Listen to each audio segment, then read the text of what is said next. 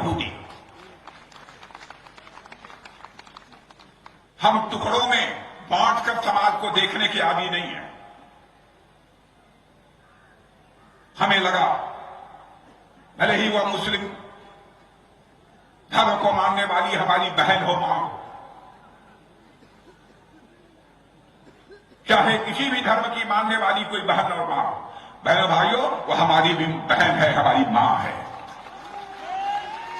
यदि उसके ऊपर जुल्म होगा तो हम वोट की चिंता नहीं करेंगे, वोट को ठोकर मारकर उसकी कठिनाइयों का हम समाधान करेंगे। और आपने देखा कि हमको संसद में बहुमत मिल गया तो चुटकी बनाकर 3 तलाक की प्रथा को हमने समाप्त कर दिया।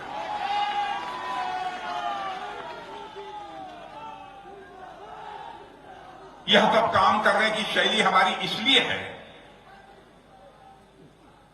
क्योंकि राजनीति में बहुत सारे ऐसे लोग हैं जो केवल अपने परिवार को ही जनार्दन मानते हैं, परिवार को ही केवल भगवान मानते हैं।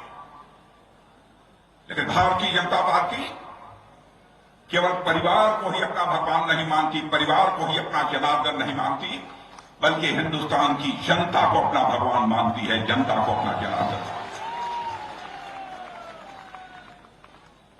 इसलिए हम यह सब सारे काम करते हैं। अब आप सब लोगों को मालूम है, हम लगातार लंबे समय से यह कहते चले आ रहे हैं, जहां तक मुझे याद है 1984 से, कि जिस दिन केंद्र में हमारी सरकार बन जाएगी और संसद के दोनों सदनों में बहुमत मिल जाएगा तो अयोध्या की धरती पर भव्य राम का मंदिर बनने से दुनिया की कोई ताकत हमें रोक नहीं पाएगी।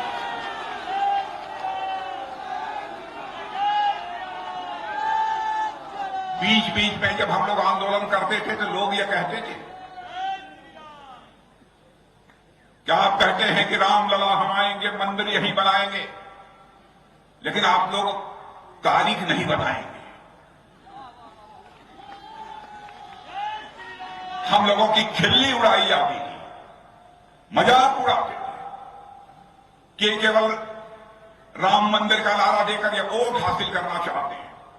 या मजाक उड़ाने वालों से मैं कहना चाहता हूं, हम राजनीति केवल वोट हासिल करने के लिए नहीं करते हैं, हम राजनीति केवल सरकार बनाने के लिए नहीं करते हैं, हम राजनीति करते हैं तो देश बनाने के लिए राजनीति करते हैं। बहनों भाइयों, समाज बनाने के लिए राजनीति करते हैं। आपने देखा वह समय आ गया, 22 जनवरी को रामलला के विग्रह की प्राण प्रतिष्ठा हो गई। हमारे प्रधानमंत्री ने उनकी प्राण प्रतिष्ठा की और कई धर्माचार्यों ने उनके साथ।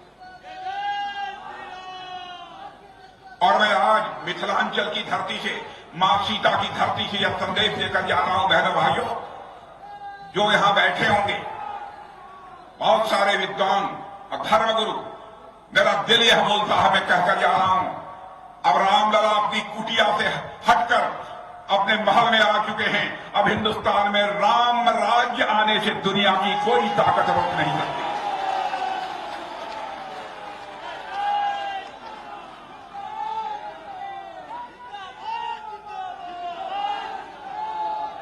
भारतीय जनता पार्टी की सरकार का जहां तक प्रश्न है, आपने देखा होगा कि इसके पहले की कांग्रेस की सरकारें थी, उन सरकारों पर बराबर भ्रष्टाचार के आरोप लगते थे, तरह तरह के भ्रष्टाचार के आरोप लगते। कभी जीप घोटाला हो रहा है, कभी बैंक घोटाला हो रहा है, कभी 2G घोटाला हो रहा है। यहां तक कि कांग्रेस के मंत्रियों को भी जेल की हवा खानी पड़ी है। बहनों भाइयों, मैं आपसे पूछना चाहता हूं, क्या हमारी भारतीय जनता पार्टी की सरकार को काम करते हुए तो लगभग 10 वर्ष होने जा रहे हैं, क्या हमारे किसी सरकार के मंत्री के ऊपर कोई भ्रष्टाचार का आरोप लगा है? मैं आपसे पूछना चाहता हूं।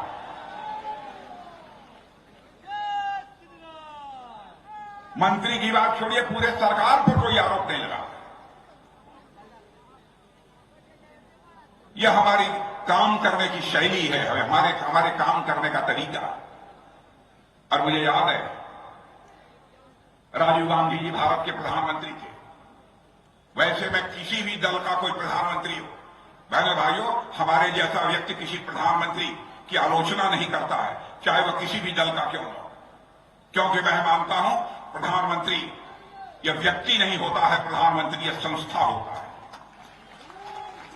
और मैं जो कहने जा रहा हूं वह मैं राजीव गांधी जी की आलोचना नहीं कर रहा हूं, लेकिन प्रधानमंत्री रहते हुए राजीव गांधी जी ने कहा था हम क्या करें, हम ऊपर से दिल्ली से 100 पैसा नीचे भेजते हैं, लेकिन लोगों की जेब में पहुंचते पहुंचते बामुश्किल 14 पैसा पहुंच पाता है और 86 पैसा यह भ्रष्टाचार की भेंट चढ़ जाता है।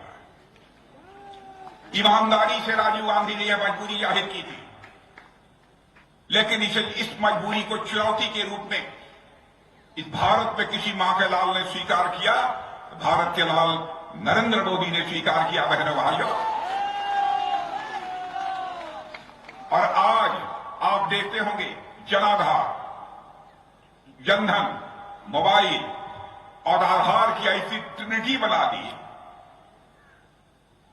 कि आज दिल्ली के बैंकों से 100 पैसा निकलता है तो 100 का 100 पैसा आपकी जेब में पहुंचता है, एक पैसा भी भ्रष्टाचार की भेंट नहीं चढ़ने देता।